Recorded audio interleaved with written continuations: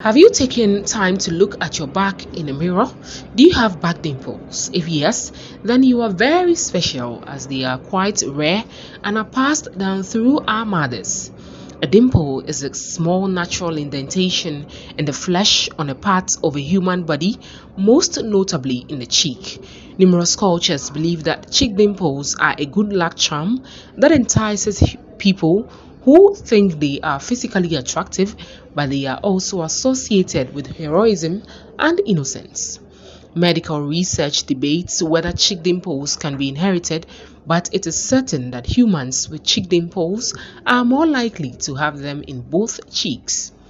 Depth and length appearances are affected by the shape of the skull, and dimples can appear and disappear due to age.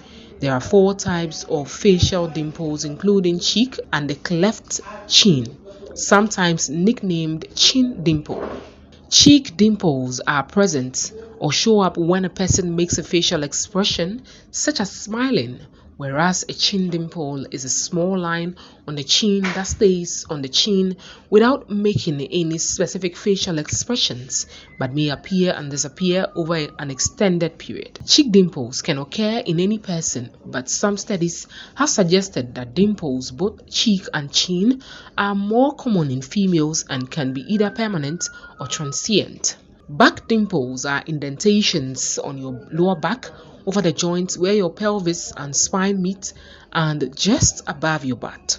They are created by a short ligament that attaches your superior, the outside edge, and your skin. These back dimples are called dimples of Venus and generally accepted by the medical community. The name originates from Venus, the Roman goddess of beauty, as back dimples are often associated with beauty in women are more common in females. Studies have shown that make them appear through exercise since there are no muscle in the area to tone, but losing weight can cause back dimple to be more prominent.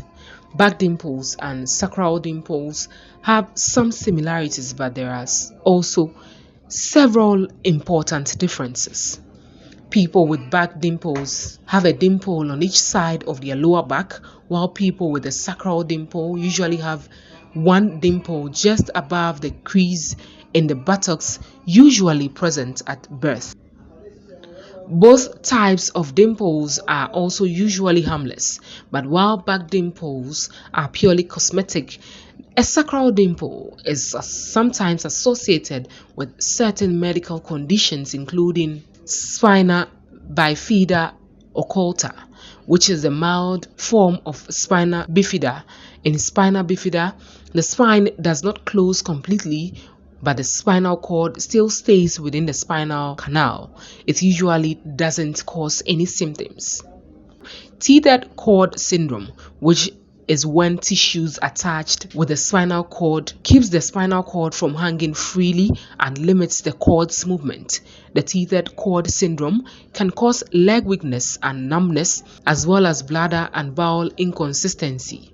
The risk of having one of these spinal problems increases as one of the following is present near a sacral dimple at birth: tuft of hair, skin tag, skin discoloration, and bruising.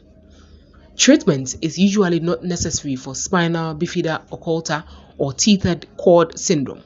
However, if a baby is born with a sacral dimple and other risk factors, the health care provider will likely do an MRI or ultrasound to see if there are any spinal cord issues. Many myths about back dimples center around their benefits to your sex life, as some people say that women who have back dimples can orgasm more easily because they are a sign of good circulation in the pelvic region. Some even claim that people, especially women, can orgasm from just having a partner push on the dimples. Second, if you have back dimples, you apparently have much easier sex. The back dimples are indicators of good health and an amazing sex life, apparently.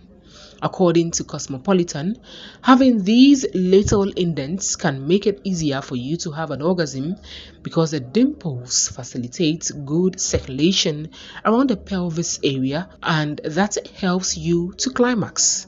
One claim that's supported by some evidence is that men find dimples of Venus attractive in women.